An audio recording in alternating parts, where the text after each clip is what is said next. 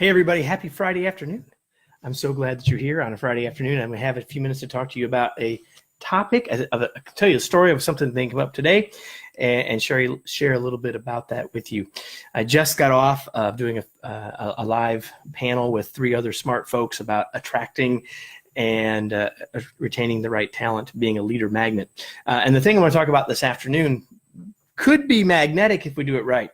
Here's how this story begins. Every day for the last years, I've been getting a daily email from wordsmith.org. It's the word of the day. And today's word was zoilus, which means a harsh critic. So 2 of my team members who are actually in the office today were in the office. We're in the hallway, standing outside of my door, and we were chatting. Marissa and Laura and I shared with them this word zoilus, and we talked about the harsh critic, and we talked about that idea for a few minutes, and I got to thinking, well, there's a word for everything, but then I got to thinking a little bit more about this, and here's the thing. Oftentimes we find ourselves being harsh critics, or well, let me put that differently. Oftentimes we think of people. You might know of someone who you would consider zoilus, who is a harsh critic of you or of something else. And the first thing that in the conversation with Laura and Marissa and I came to is, the reality is that oftentimes once we've decided that something is good or isn't good, Laura was talking about a particular author that is popular that she doesn't love. I won't out her here on Facebook Live.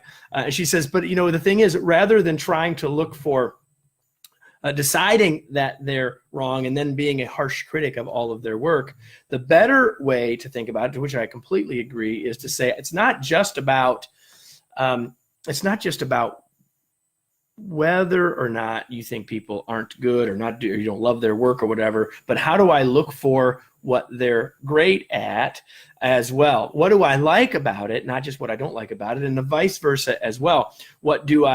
If I want to give people some feedback about how to get better, if I think they're a rock star and all I see is the rock star qualities, I don't necessarily see the backside. But let's start with the other.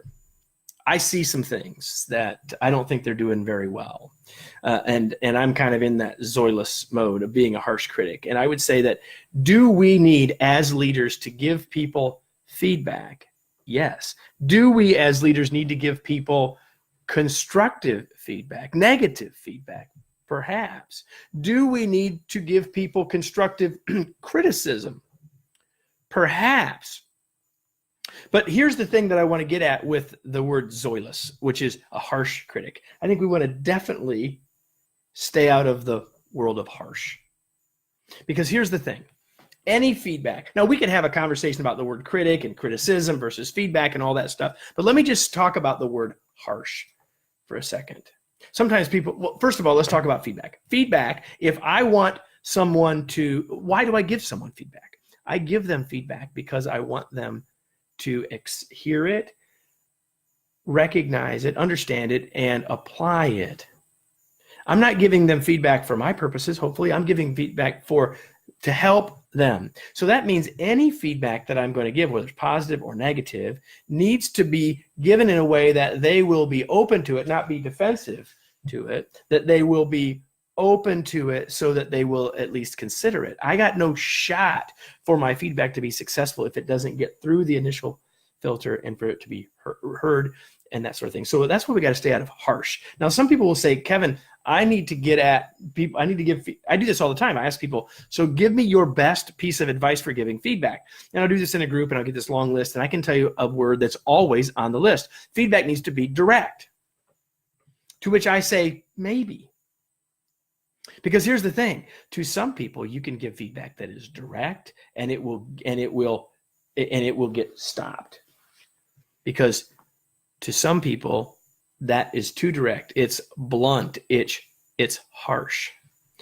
I believe that what people are trying to say when they say direct is, I don't want to beat around the bush. I don't want to spin it. I don't want to make it less than it is. Should the feedback, even if it's criticism, do they need to know exactly what it is? Yes. Do they need to understand the gravity of it? Yes. Can that be, does it need to be direct in that regard? Yes. But do they need to hear it? Do they need to be able to have a chance to consider it and possibly accept it and do something with it? Yes, which means zoilus, harsh criticism isn't necessarily going to work. That means that direct needs to have an asterisk after it, like maybe and maybe not. See, the thing is that I believe what we should try to get at is direct, meaning clear, direct, meaning not beating around the bush, direct, but not harsh, direct, but kind. If I need to give someone corrective feedback, if I need to give someone something that helps them understand how they need to change their behavior to get better performance, they need to be able to accept. They need to hear it and be able to accept it. And that's likely going to be come through better if it is kind. That does not mean spin. That does not mean softening it. It means helping them get it. Remember, communication is message sent and message received. What I'm talking about right here is how do I get a piece of criticism received in a way that has a shot? See, at the end of the day, I can give you feedback. I need to give it to you in a way that hopefully you will hear it, accept it, and consider it, but I can't make you do something with it. So my best chance is to do everything I can to lower those barriers, to have it get through and to give you a chance. And so what I need to do is share it, and I need to say, so does that make sense? Can I clarify it? Can we talk more about it? And that sort of thing. So we need to be, that means we must be clear about it ourselves ahead of time, about what is it exactly that they're doing that's working, or in this case, maybe not working, that if we want them to do something with it, it's got to be clear enough. So we got to be clear in our own head first before we try to share it. Then let's share it in a way that we can be direct.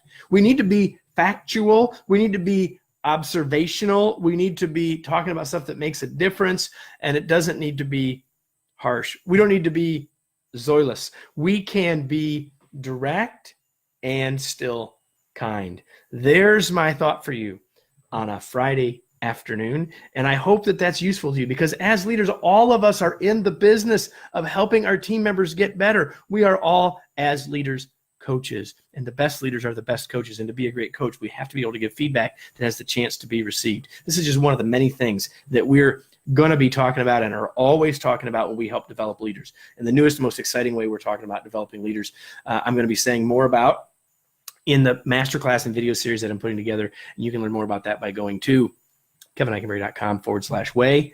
That's that. That's our Facebook Live for today. Hope you enjoyed it. kevineikenberry.com/way. Don't be a zoilus. Focus on how I can give negative feedback in a way that is direct and yet kind, so that it has a chance for people to actually receive it. Thanks so much, everybody. I'll talk to you soon.